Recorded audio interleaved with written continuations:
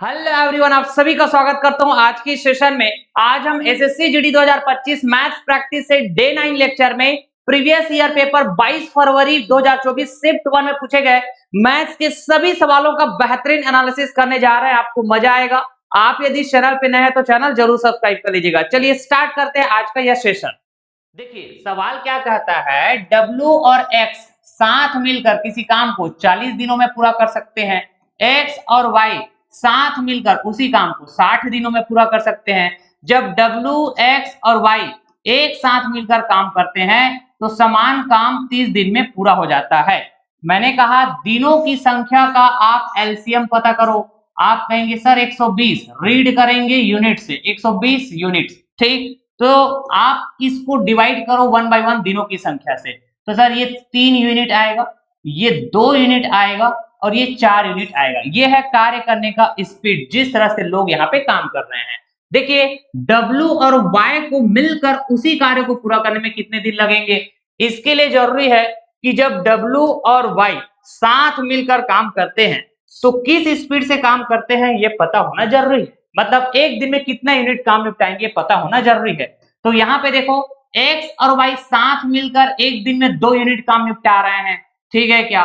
तो W एक दिन में कितने यूनिट काम निपटा देगा, आप कहेंगे 2 यूनिट, तभी तो सभी साथ मिलकर 4 यूनिट काम निपटा रहे हैं क्या। तो W का एक दिन का काम हमने पता किया 2 यूनिट, तो X का एक दिन का काम कितना होना चाहिए, 1 यूनिट होना चाहिए क्या, तभी तो दोनों साथ मिलकर एक दिन में 3 यूनिट काम निपटाएंगे।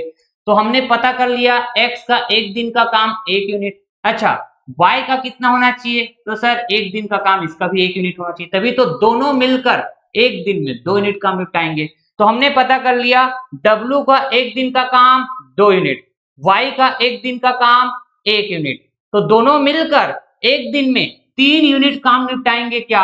अच्छा स्पीड पता कर लिया। अब देखो टोटल कार्य 120 यूनिट का है क्या, तो 3 एकम 3 और ये 3 चौके 12, 40 दिन लगेंगे सर। जब W और Y साथ मिलकर काम करेंगे तो काम पूरा होने में 40 दिन। Option B will be correct. देखिए अमर सचिन से 10% अधिक कुशल है, मतलब Amar is 10% more efficient than Sachin. तो अगर मैंने कहा सचिन मान लो ये 100% काम करता है सवाल के हिसाब से, तो अमर कितना प्रतिशत काम करेगा, 10% ज्यादा, मतलब 110% काम करेगा क्या अमर। तो मैंने कहा इसका रेशियो पता करो, परसेंट से परसेंट निपट जाएगा, 0 से 0 निपट जाएगा। तो सचिन और अमर के वर्क एफिशिएंसी का रेशियो पता चल जाएगा हमको 10:11। इसी को क्या कहेंगे, कार्य करने की स्पीड का रेशियो। ठीक, तो अगर मैंने कहा कि टाइम का रेशियो बताओ तो ये उल्टा हो जाएगा, 11 से 10 हो जाएगा। हमेशा ध्यान रखना है इस कंसेप्ट को। तो देखो यदि सचिन अकेले एक काम को 44 दिनों में पूरा कर सकते हैं तो सचिन को लगा समय 11 यूनिट है, तो 11 की वैल्यू कितनी, 44 दिन। ये कब ऐसा हुआ होगा, जब 11 का गुणा हम 4 से किए होंगे, 11 चौके 44। तो अमर अकेले उसी काम को कितने दिनों में पूरा कर लेंगे, अमर को जो समय लग रहा है वो 10 यूनिट है, तो यहाँ 4 का गुणा तो इधर भी 4 का गुणा, तो अमर को अकेले उस काम को पूरा करने में 40 दिन का समय लगेगा। Option A will be correct.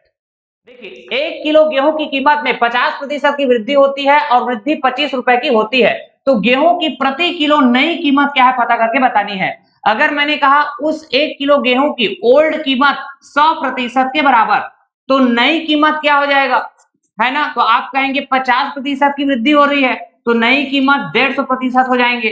तो सवाल क्या कहता है, 50% की वृद्धि होने से ये जो रुपए में वृद्धि हुई है 25 रुपए है क्या, तो आप कहेंगे 50% की वैल्यू 25 रुपए, तो 150% की वैल्यू पता करनी है तो ये 50 का 3 गुना है क्या, तो भाई साहब 25 का भी 3 गुना कर दो, 75 रुपए। तो 1 किलो गेहूं की नई जो कीमत है 75 रुपए। Option C will be correct. देखिए यदि एक सम चतुर्भुज के विकर्ण 48 सेंटीमीटर और 64 सेंटीमीटर है तो सम चतुर्भुज की परिधि क्या है पता करके बतानी है। सबसे पहली बात मैंने कहा ये एक सम चतुर्भुज है, इसका मतलब इसमें चारों की चारों भुजाएं क्या होने वाले हैं, बराबर होने वाले हैं। ठीक, अगर हम विकर्ण खींचेंगे, ये पहला विकर्ण और ये दूसरा विकर्ण। तो सम चतुर्भुज के दोनों विकर्ण एक दूसरे को 90 डिग्री पर सम द्विभाजित करेंगे।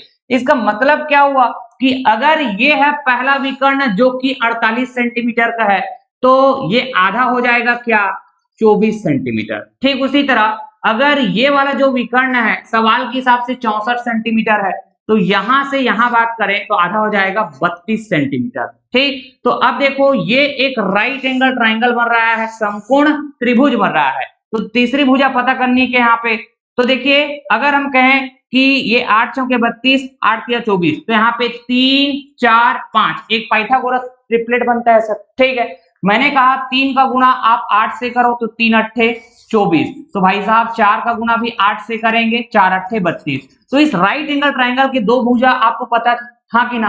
तो ये तीसरा भुजा पता करनी है, तो 5 के साथ भी आप 8 का गुणा कर दो तो ये 40। ठीक है, तो ये 40 सेंटीमीटर। तो आप कहेंगे सर ये भी 40 सेंटीमीटर, ये भी 40 सेंटीमीटर, ये भी 40 सेंटीमीटर। मुझे पता करना है सम चतुर्भुज की परिधि, पेरीमीटर, परिमाप। ठीक है, तो सारे भुजा को हम ऐड कर देंगे तो क्या हो जाएगा, 40 का 4 गुना। ठीक है, तो ये हो जाएगा 160 सेंटीमीटर। यही तो है option D will be correct. देखिए एक कक्षा में 30 छात्रों की औसत आयु 20 वर्ष है। यदि प्रत्येक छात्र की आयु में 5 वर्ष की वृद्धि होती है तो वह संख्या निर्धारित करें जिसके द्वारा औसत आयु बढ़ाई जाती है। हमेशा ध्यान में रखना, प्रत्येक संख्या में जो भी बदलाव होगा वही बदलाव उन संख्याओं के औसत में भी देखने को मिलेगा। ठीक है, तो प्रत्येक संख्या में जो बदलाव हो रहा है यहाँ पे 5 की वृद्धि वाला है क्या, तो यहाँ पे औसत में भी जो बदलाव होगा वो 5 की वृद्धि वाला होगा। ठीक है, अगर प्रत्येक संख्या में 5 की कमी होता तो औसत में भी 5 की कमी। ठीक, तो इस तरह के कंसेप्ट आपको बहुत अच्छे से समझा दिया गया है। एवरेज का प्लेलिस्ट विजिट करिएगा, आपको सारी बातें बहुत अच्छे से क्लियर होगा। तो डायरेक्ट ये कंसेप्ट याद रखना, यहाँ पे प्रत्येक छात्र की आयु, इसका मतलब प्रत्येक संख्या से, तो प्रत्येक छात्र की आयु में 5 वर्ष की वृद्धि हो रही है, तो उनके औसत आयु में भी 5 वर्ष की वृद्धि देखने को मिलेंगे। Option C will be correct. देखिए एक वस्तु पर 50% छूट देने के बाद भी 50% का लाभ होता है। जब कोई छूट नहीं दी जाती है तो लाभ प्रतिशत क्या होगा पता करके बतानी है। हमने लिखा एमपी और सीपी का रेशियो। ठीक है, अंकित मूल्य और क्रय मूल्य का रेशियो कैसे पता करेंगे सर, लिखेंगे 100, प्रॉफिट की बात हुई है इसलिए प्लस, यहाँ पे लिखेंगे 100, डिस्काउंट की बात हुई है इसलिए माइनस।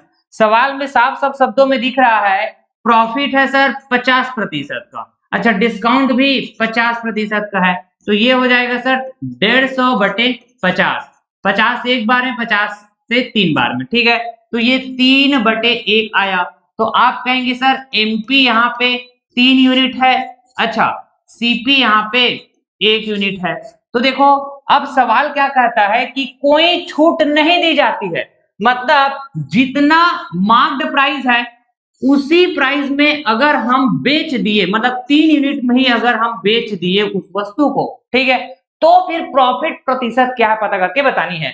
तो प्रॉफिट हो चाहे लॉस हो हमेशा किस पर देखने को मिलता है, सीपी पर। सीपी 1 यूनिट है और एसपी 3 यूनिट है।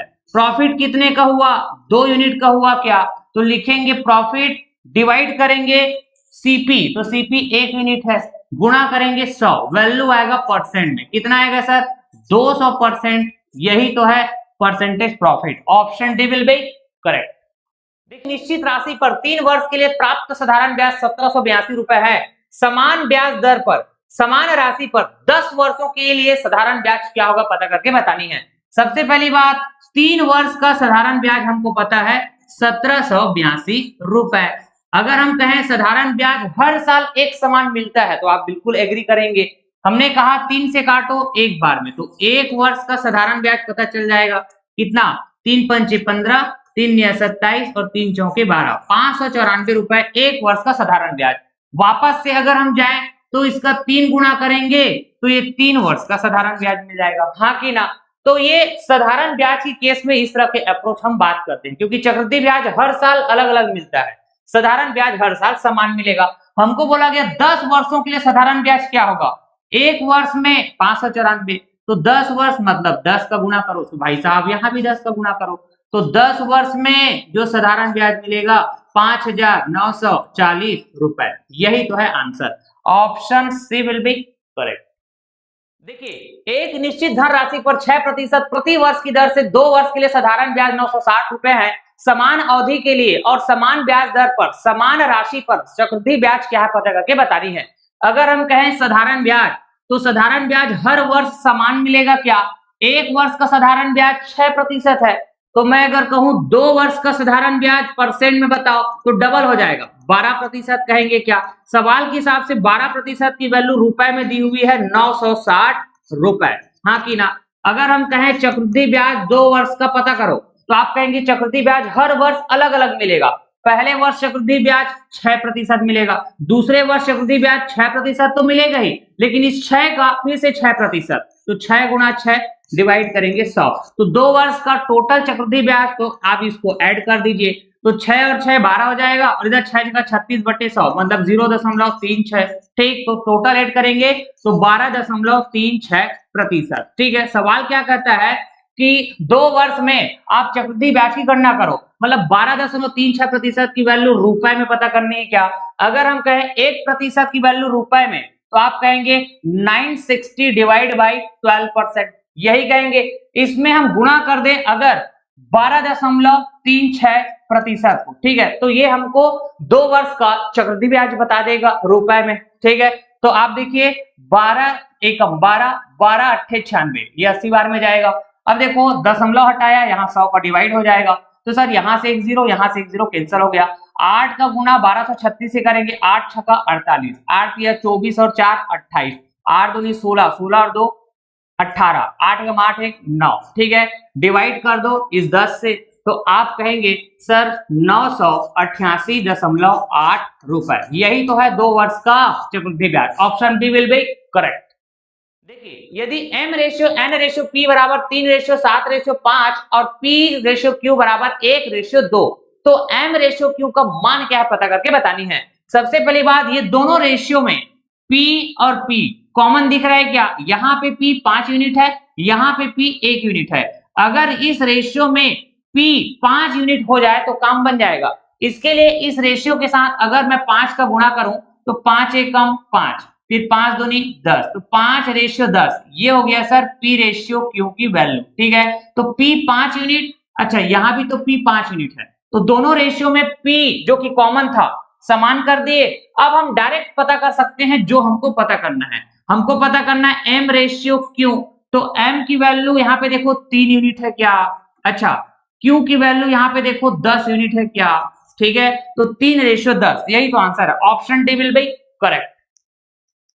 देखिए, यदि एक वस्तु का अंकित मूल्य 4,500 रुपए है और विक्रय मूल्य 3900 रुपए है, छूट क्या है पता करनी है। तो देखो यार, यहाँ पे 4,500 रुपए के माल को हम 39 रुपए में बेच रहे हैं, तो डिस्काउंट दिया गया होगा कितने का? आप बोलेंगे 600 रुपए का, यही तो आंसर है। Option B will be correct. देखिए, एक घड़ी 6,000 रुपए में खरीदी जाती है और 5,500 रुपए में बेची जाती है, हानि प्रतिशत क्या है पता करके बतानी है। तो बिल्कुल हानि तो होना है, 6,000 रुपए के माल को हम 5,500 रुपए में बेच रहे हैं, तो 500 रुपए नुकसान के साथ बेच रहे हैं क्या? तो ये 500 की हानि, ये हानि किस पर होने वाले हैं? 6,000 रुपए पे। तो 6,000 रुपए का डिवाइड करो, गुणा करो 100, वैल्यू आएगा परसेंट में, क्या बताएगा ये? हानि प्रतिशत। तो 2 जीरो से 2 जीरो कैंसिल हो गया सर, 5 से एक बार में काटो, 5 से 12 बार में काटो, फिर 12 से एक बार में इधर बोलेंगे तो 12 अट्ठे 96, 4 बचेगा 40 हो जाएगा, 12 तिया 36, फिर 12 तिया 36, इस तरह से 8.33% की हानि होगी। Option C will be correct. देखिए, P, Q और R का औसत 40 है। यदि P और Q का औसत 35 है और Q और R का औसत 45 है, तो Q का वैल्यू क्या है पता करके बतानी है। अगर हम कहें P, Q, R, ये तीनों का योग पता करो, आप कहेंगे लिखेंगे औसत गुणा करेंगे संख्या, तो सर ये 120 आ जाएगा। ठीक उसी तरह P और Q का योग पता करो, लिखेंगे औसत गुणा करेंगे संख्या, तो 35 दूनी 70 हो जाएगा। फिर सवाल के हिसाब से कहें Q और R का योग पता करो, तो लिखेंगे औसत 45 है, गुणा करेंगे संख्या 2, तो 45 दूनी 90। तो सवाल के हिसाब से Q की वैल्यू पता करनी है, तो हमने कहा आप ये दोनों को ऐड करो, तो क्या कहेंगे? P प्लस ये Q और Q 2Q हो जाएगा, प्लस R, ये दोनों को आपस में ऐड करने से सर ये 160 आएगा। फिर मैंने कहा इस वैल्यू को माइनस करो ऊपर वाले वैल्यू से, तो P माइनस P निपट गया, R माइनस R निपट गया। अच्छा यहाँ पे कहें तो 160 माइनस 120 करो, तो आप बोलेंगे सर ये 40। इधर क्या बचा था 2Q माइनस Q, तो सर ये Q बचेगा, तो Q बराबर 40 आया। क्या option B will be correct. देखिए यदि एक कार 50 किलोमीटर प्रति घंटा की स्पीड से 150 किलोमीटर की दूरी तय करती है तो यात्रा को पूरा करने में कितना समय लगेगा। यात्रा 150 किलोमीटर का है, क्या किस स्पीड से 50 की स्पीड से, तो ये समय पता चल जाएगा। 50 से एक बार में काटो, 50 से 3 बार में काटो, तो सर लिया गया जो समय है वो 3 घंटे का होगा। Option A will be correct. देखिए सवाल क्या कहता है, यदि दो संख्याओं के बीच का अंतर उनके योग का 30% है तो बड़ी संख्या और छोटी संख्या का अनुपात क्या है पता करके बतानी है। बड़ी संख्या और ये छोटी संख्या दोनों के बीच रेशियो पता करके बतानी है। क्या सबसे पहली बात सवाल क्या कहता है, दोनों संख्याओं का अंतर बात करो और दोनों संख्याओं का योग बात करो और इस योग का 30% भी बात करो। ठीक है, अब ये आपस में बराबर है, सवाल यही बोलना चाह रहा है। थोड़ा सा और सिंप्लीफाई करते हैं, 0 से 0 कैंसिल हो जाएगा। अब देखो मैं इसको कैसे ऐसे लिख सकता हूँ, a प्लस बी डिवाइड में a माइनस बी, यहाँ सर लिख सकते हो, और ये हो जाएगा 10/3। ठीक, यहाँ पे मैं एक रूल लगाऊंगा जिसको हम कहते हैं CND रूल। ठीक है, कंपोनेंट एंड डिविडेंड रूल, योगांतर अनुपाती नियम। ठीक, तो ये क्या हो जाएगा 10 + 3, फिर नीचे में माइनस करेंगे 10 - 3, इस तरह से बात होगा। यहाँ पे कहेंगे तो वैसे ही दोनों को आपस में जोड़ेंगे एक बार, फिर नीचे में दोनों को आपस में माइनस करेंगे, तो कुल मिला के ये 2a डिवाइड में 2b बचेगा। क्या हाँ कि ना, तो ये आपस में बराबर हो गया। तो इस तरह से CND रूल लगाएंगे, 2 से 2 कैंसल। तो सर यहाँ पे a/b की जो वैल्यू है वो 13/7 आएगा, तो हमारे पास a/b की वैल्यू क्या आ जाएगा 13/7। यही तो आंसर है, option C will be correct.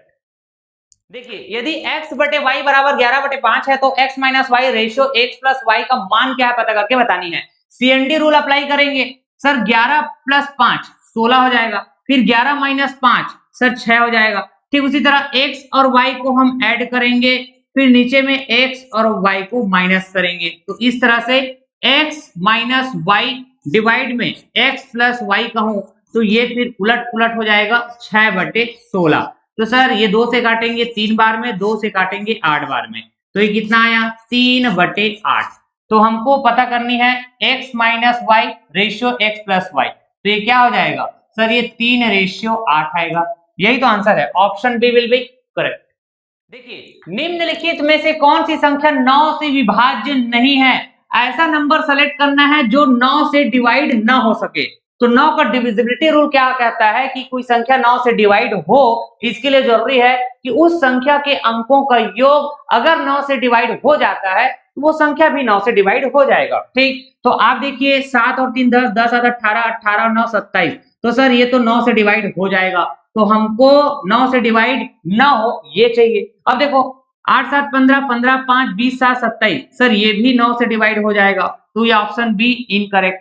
8 1 9, 9 4 13, 13 और 5 18, सर ये भी 9 से डिवाइड हो जाएगा। अच्छा ऑप्शन सी इनकरेक्ट। हमको चाहिए जो 9 से विभाज्य नहीं है, तो ऑप्शन डी एक ही तो दिख रहा है, चेक करके देख लो आप, ये 9 से डिवाइड नहीं हो सकता। ठीक है, देखिए अनुराग ने एक रेफ्रिजरेटर को 28,000 रुपए में 30% की हानि पर बेचा। यदि वह 25% का लाभ अर्जित करना चाहता है तो उसे रेफ्रिजरेटर को किस कीमत पर बेचना चाहिए पता करके बतानी है। तो सबसे पहली बात अगर हम कहें 28,000 ये है 70% की कीमत, तो हमको 25% लाभ के साथ बेचना है, मतलब 125% की कीमत पता करनी है रुपए में। ठीक है, हमने कहा 70 से काटेंगे एक बार में और ये 400 बार में, 400 को गुना 125 से करेंगे तो सर ये 500 और ये 2 जीरो और आएगा, तो 50,000 रुपए। यही तो है answer, option C will be correct. देखिए दो संख्याएं मैंने कहा n1 और n2, ये दोनों संख्याओं का हमने कहा LCM और साथ के साथ HCF। तो ध्यान रखेंगे इस बात को कि दो संख्याओं का गुणनफल हमेशा उनके LCM और HCF के गुणनफल के बराबर। सवाल में दो संख्याओं का गुणनफल देके रखा हुआ है 1408। ठीक, इनका जो LCM है वो 352 देके रखा हुआ है। हमको पता करनी है महत्तम समापवर्तक, HCF पता करनी है क्या। ठीक है, तो आप कहेंगे सर 352 से काटेंगे एक बार में और इधर काटेंगे 4 बार में, तो जो HCF की वैल्यू है वो यहाँ पे 4 के बराबर है। Option A will be correct. ठीक है दोस्तों, तो ये रहा SSC GD previous year paper 22 फरवरी 2024 शिफ्ट 1 में पूछे गए मैथ्स के सभी सवालों का बेहतरीन एनालिसिस। आशा करता हूं कि आप सभी ने एंजॉय किया होगा इस सेशन। अपने फ्रेंड सर्कल में जरूर शेयर करिएगा इस सेशन के लिंक को। Thank you so much, all of you. Tata, bye bye, love you all, take care, जय हिंद।